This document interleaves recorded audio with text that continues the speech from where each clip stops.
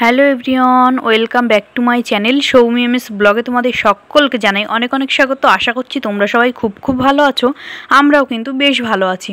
তো দেখো ভিডিওটা কিন্তু এই যে উল্টো রথ গেল তার আগের রথের ভিডিও, প্রথম রথের ভিডিও। তো এই যে দেখো প্রথম দিন তো বাড়ি পুজো টুজো দিচ্ছিলাম। তো এই যে দেখো সুন্দর করে পুজো দিচ্ছিলাম, উল্টো রথের দিনও আমি এরকমই দিই। আর কি এটা হচ্ছে প্রথম রথ ছিল, তো তোমাদের দাদাভাই ফল মিষ্টি নিয়ে এসেছিলো, তো সেগুলো দিয়েই এখন পুজো দিয়েছি। আর সেদিন যেহেতু বৃহস্পতিবার ছিল, দেখো ঘর টট পাল্টেছি। আর এখানে দেখো এই যে দেখো বন্ধুরা, এই যে দেখো এখন সুন্দর করে হচ্ছে পুজো টুজো দিলাম। আর এর মধ্যেই কারেন্ট চলে গেছিলো, তো যার জন্য চার্জার লাইট জ্বালিয়ে আর কি পুজোটা দিতে হয়েছে আমায়। তো এই যে দেখো সুন্দর করে পুজো দিয়ে, আর কখনো ভাবিনি যে রথের দিন এরকম একটা বিশ্রী ঘটনা ঘটবে। তো কী ঘটনা সেটাই তোমাদের সঙ্গে শেয়ার করতে এই ভিডিও তোমাদের সামনে তুলে ধরা।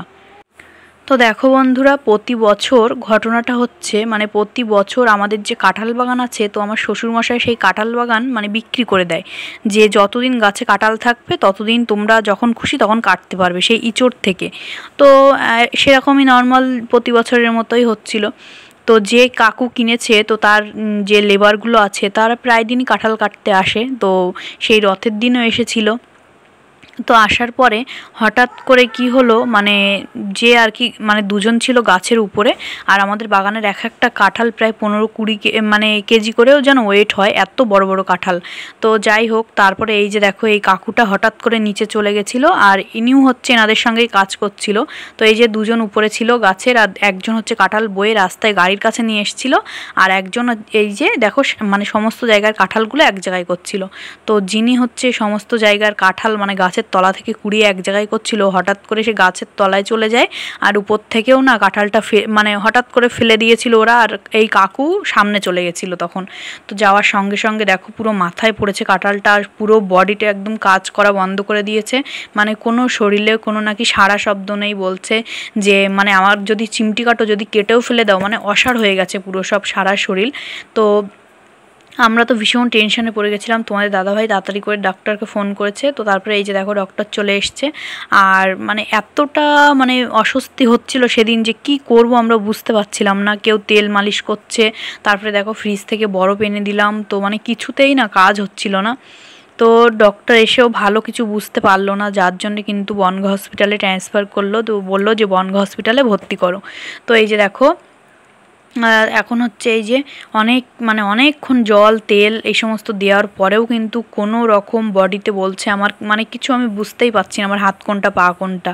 তো এরকম বডিতে পুরো কাজ করা বন্ধ করে দিয়েছে, মাথা ঘুরছিল। তো তার জন্য এই যে দেখো এখন গাড়িতে করে নিয়ে যাচ্ছে আমাদের বাজারে। তো বাজার থেকে গাড়ি আসছে, যে গাড়িতে নিয়ে যাবে, তো সেই গাড়ি আসছে বাজার অবধি, তো সেখান থেকে গাড়িতে করে নিয়ে বনগাঁ হসপিটালে যাবে।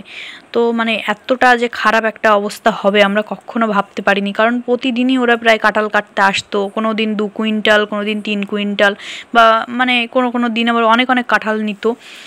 আমাদের বাগানটা তো যেহেতু অনেকটাই বড়, তো এক এক দিন ওরা প্রায় 20 কুইন্টাল, তারপরে 15 কুইন্টাল এরকম কাঁঠালও কেটেছে মাঝে। তো সেদিন না 2-3 কুইন্টাল কাঁঠাল কাটতে এসেছিল অল্প। তো এত বড় একটা ঘটনা ঘটে যাবে আমরা কখনো ভাবিনি। আর ওরা প্রায় সময় আসে, আমাদের বাড়িতেও আসে, আমাদের বাগানে যেহেতু কাটতে যায় বলে যায়। তো বিক্রি হয়েছে তবুও ওরা বলেই তারপরে বাগানে যায়। তো ওই জন্যই তোমাদের দাদাভাই আরও হঠাৎ করে বাগানে গিয়েই দেখে ওরকম একটা অবস্থা।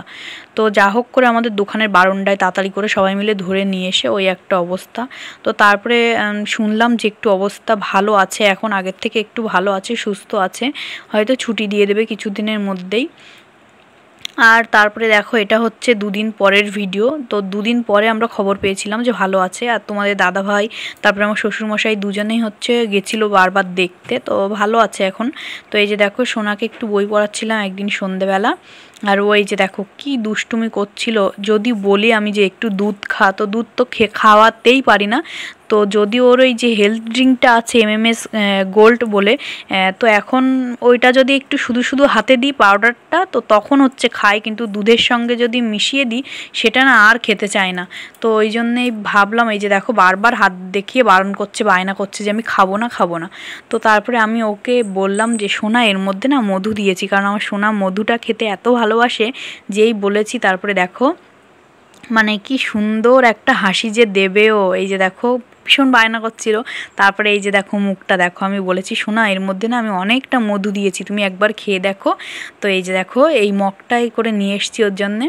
তো এখন দেখি খাই কি, তো তোমরাও দেখো। আর এত বায়না করে সোনা, তো কি আর বলবো, সব বাচ্চারা এরকম। মানে আগে জানো তোমার সোনামা দুধ খেতে এত ভালোবাসতো, মানে বলা লাগতো না, মানে বোতলে মানে ফিডারে ভরে দিলে একা একা খেয়ে নিত। আর এখন যত বড় হচ্ছে ততই বায়না। এই যে দেখো অনেকে আছে ছোটোবেলায় অনেক কষ্ট করে বাচ্চাকে খাওয়াতে হয়, কিন্তু সেই কষ্ট ভগবানের কৃপায় আমি কোনোদিনও পাইনি, কারণ বোতলে দুধ ভরে ওর কাছে দিলে একা একাই খেয়ে নিত। মানে এতটা মানে ভালোবাসতো, মানে খিদে পেলে শুধু কান্না করতো, ভরে দিতাম বোতলে একা একাই খেয়ে নিত। আর এখন দেখো এত বাহানা করেও আমি আর খাওয়াতে পারি না। এই যে দেখো এই যে একটুখানি দিয়েছি তাও খাবে না, মানে এই যে দেখো দেখছে আবার মধু দেওয়া আছে কি। তো আমি বললাম একটুখানি খাও খাও, বলার পরে একটুখানি টেস্ট করে দেখেছে, আর মধু একটু সামান্য দিয়েছি। তো দেখি কি করেও।